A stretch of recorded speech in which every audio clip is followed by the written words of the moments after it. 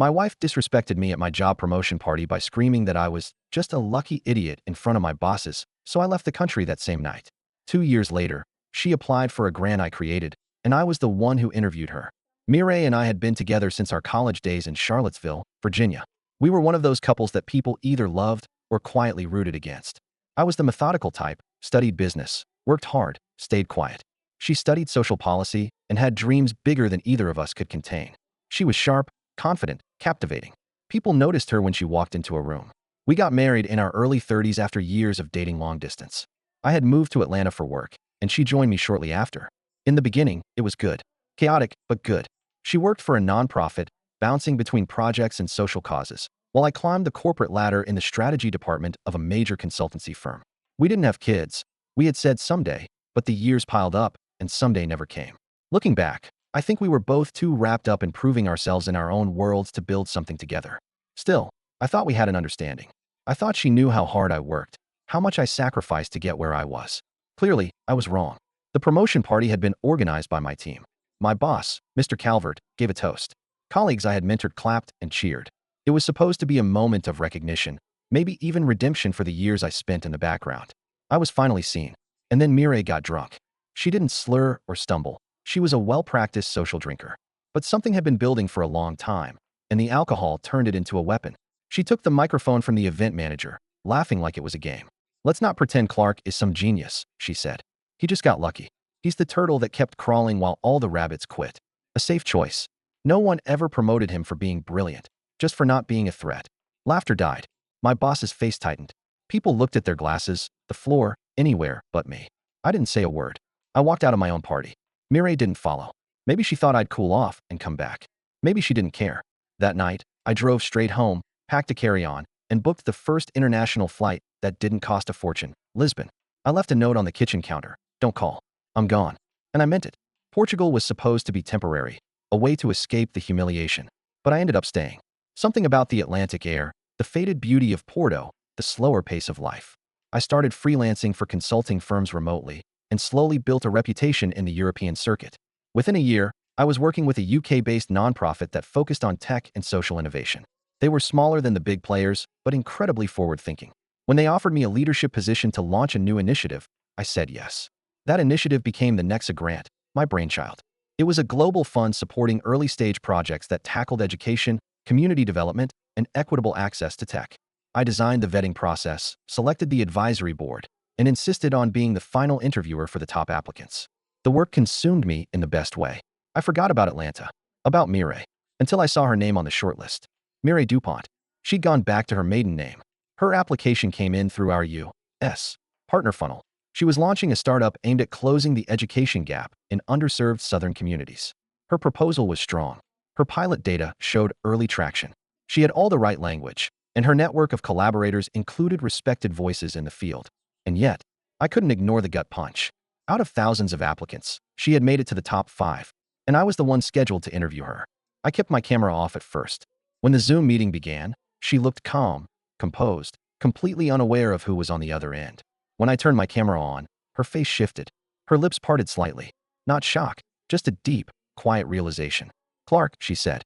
It wasn't a question. "Let's begin," I said. I didn't acknowledge the past. I didn't need to. It sat in the space between us like an iron curtain. I asked the standard questions. Her answers were good, polished. Then I deviated from the script. "How do you handle conflict within a team?" She blinked. "I encourage transparency.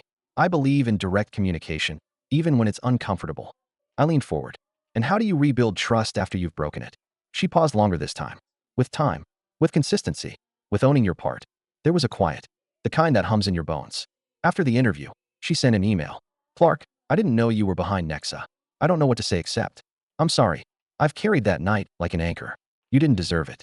I was bitter, I was wrong, and I was too proud to admit how jealous I was that your path made sense and mine didn't. Thank you for being professional today. That means more than you know." Mireille, I didn't respond. I didn't need to. She didn't get the grant. Not because of me, because someone else's proposal was stronger, with better infrastructure and a more scalable model. That's just how it worked. But I'd be lying if I said I didn't feel something final settle into place the moment I clicked reject. After that interview, I didn't think about her for a while. At least, not consciously. Work kept me busy. Our grant cycle was nearing the final stage, and I had other applicants to review, budgets to finalize, and site visits to coordinate. But late at night, in those quiet moments after closing my laptop, her face from the Zoom call would drift back into focus. Not the version of her at my party, slinging insults with a glass of champagne, but this newer, wearier Mireille. Still articulate, still passionate, but with something pulled taut behind her eyes. The truth is, I didn't hate her. I probably did for a while, but now? It felt more like watching someone from a former life try to swim back toward shore, not knowing you'd long since built a house inland. Weeks went by, and the rejection notices went out. I didn't sign them personally, of course, that wasn't protocol. Still, I imagined her reaction. Disappointment? Embarrassment?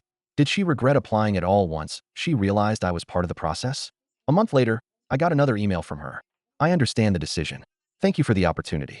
I know we're past all this, and you probably want nothing to do with me, but if you ever feel like talking, not about the grant, but about life, I'd like to buy you a coffee. Or wine. Or whatever people drink in Amsterdam these days. No expectations. I stared at that message for a long time. I didn't answer. Not because I didn't know what to say, but because I didn't want to open that door again. You don't move halfway across the world to get peace, only to let old ghosts back in through the inbox. I left the email unread. Around this time, I started seeing someone new. Her name was Soline. She worked as a researcher for a green energy think tank and lived in Utrecht. We met at a sustainability conference in Rotterdam. One of those events where every conversation seems to be happening 3 decibels too loud. She was French-Dutch, soft-spoken, but wickedly insightful, and didn't talk over me or around me. It was refreshing. We started slow. Drinks by the canal, long walks through the Jordan on weekends, and eventually, overnight stays that didn't feel like escape hatches. Soline never asked too many questions about my past, but one night, after a bottle of wine and hours of music playing softly from her kitchen speaker, I told her everything. About Mireille, about the party, about the flight to Lisbon, even about the grand interview. She didn't flinch, didn't offer platitudes. She just poured me another glass and said, "Sounds like you were drowning in her storm for a long time." That stuck with me. Months passed. I kept growing the Nexa program. We expanded into Latin America, partnered with a network of indigenous innovators in Peru, and launched a second tier of funding for mid-scale implementation. Work was fulfilling in a way I'd never experienced back in Atlanta. The world was messy, yes, but there were people out there trying to fix it, and I gotta help. But closure, as I've learned, doesn't come in one single wave. It comes in drips. A smell that reminds you of an old apartment. A song that plays while you're grocery shopping. A moment when you realize you haven't thought about her in days, then wonder why the silence feels so loud. One of those moments came unexpectedly. I was walking through a market in Amsterdam, buying cheese and smoked olives for a small dinner party Soline and I were hosting. My phone buzzed, a LinkedIn notification. I rarely checked that app unless I was hiring. It was a post from Mireille. Public. We didn't win the grant, but we found the courage to try, and that opened other doors. Grateful to announce we've secured a private investment round for Brightseed, and our pilot program will expand to 3 more counties in the Southeast. To the people who believed in our work, thank you. To those who challenged us, thank you more.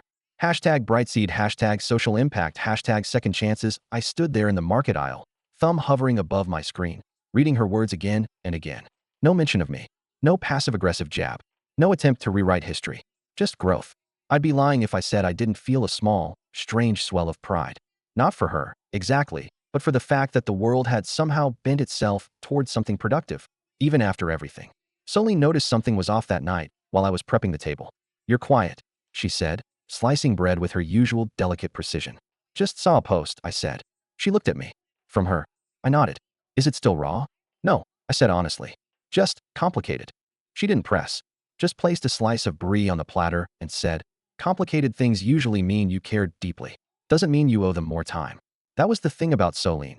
She never demanded space, and in doing so, gave me all of it. I started seeing a therapist around this time. Not because I was falling apart, but because I was finally in a place stable enough to process things properly. We talked about legacy, regret, identity. About how sometimes your worst moment can become your sharpest mirror. I told her about the promotion party. About the flight. About the interview. She asked me what I would say to Mireille now. If we were sitting across a table from each other. No stakes. No history to rewrite. I said, I'd thank her. That surprised even me. "Why thank her?" the therapist asked. "Because she broke the version of me that thought approval was owed," I said, and I needed to be broken. Over the next few weeks, I couldn't shake the sense that something had shifted. Not between me and Mireille.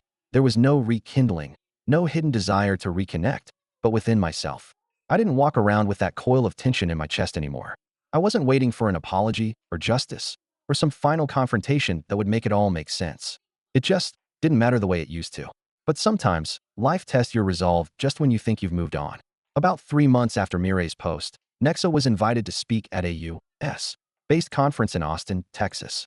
It was a social innovation summit, one of those events where nonprofits, policy folks, venture capitalists, and government liaisons all orbit each other in a big, shiny, collaborative ecosystem.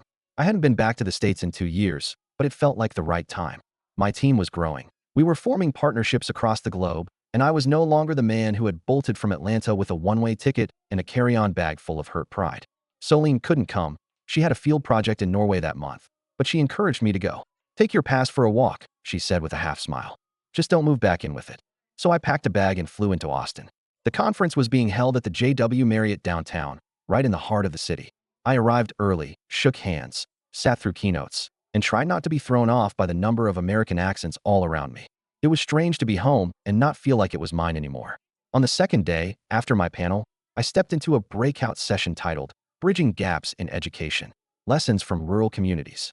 I'd seen it on the schedule and was curious, not because of the topic, though that was relevant to our funding, but because of the speaker. Mireille. Her name had been added last minute. I sat in the back, not to be invisible, just to observe. She took the stage with a panel of 3 others. She wore a simple blazer, her hair tied back. The energy I remembered, that sharpness, that spark, was still there, but muted in a way. Calmer. She spoke clearly, passionately, but not to impress. To inform. To connect. She wasn't performing. When the session ended, she stepped down from the stage and mingled near the front. I didn't plan to approach her, but we made eye contact. Just for a second. She tilted her head slightly, acknowledging me, but didn't walk over. And neither did I. That night, at the hotel bar, I got a message. No name. Just a local number. "Didn't expect to see you here. You looked well. I'm glad." I didn't reply. Not because I was angry or hurt or cold, but because there was nothing left to say. She was doing her work. I was doing mine.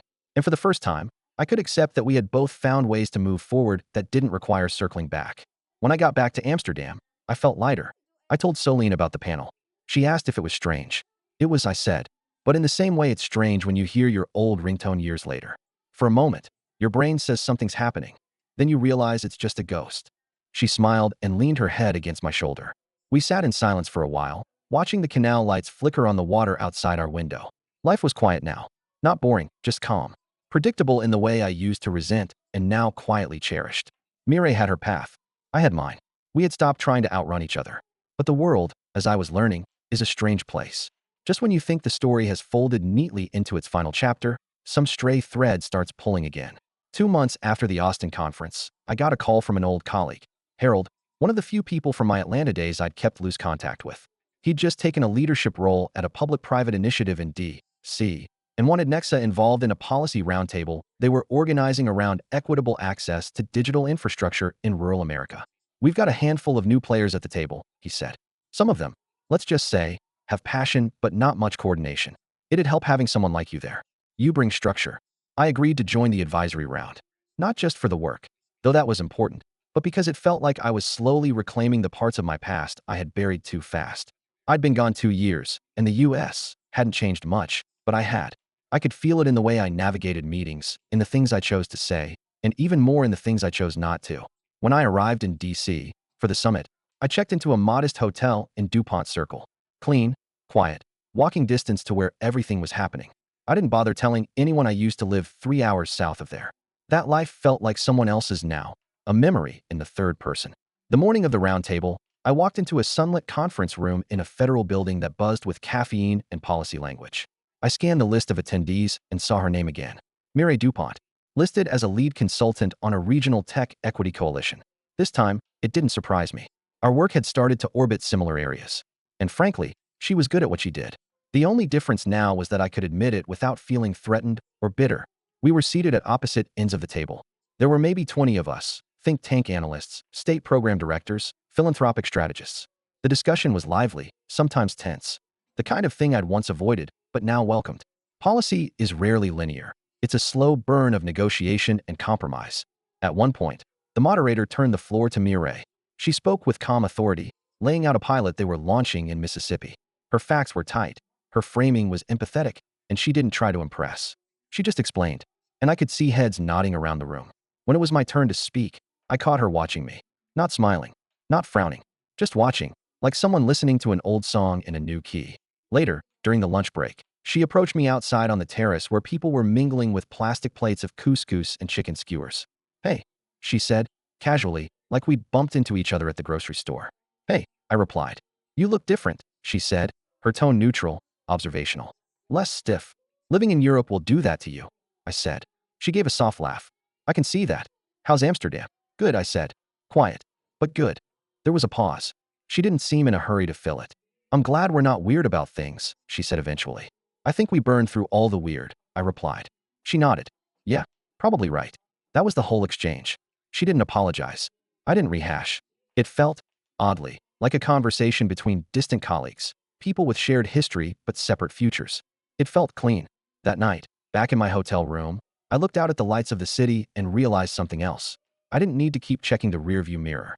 I had spent 2 years letting distance do the heavy lifting, but in that moment, I understood that peace wasn't about putting miles between us.